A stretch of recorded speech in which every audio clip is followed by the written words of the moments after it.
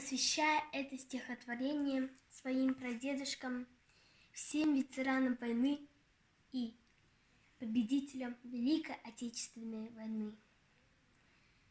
Николай Грибачев. Видела вся планета в тучах огня и дыма.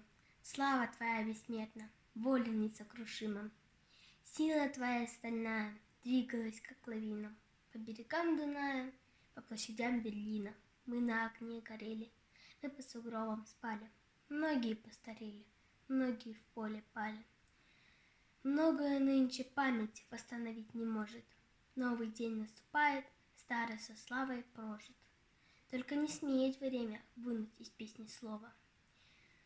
Только доброе семя сходит снова и снова. В новых полках и ротах, в детях и внуках наших, в новых твоих походах, в новых железных маршах. Вижу иные лица, штык и строку устава. Старая слава длится, новая зреет слава.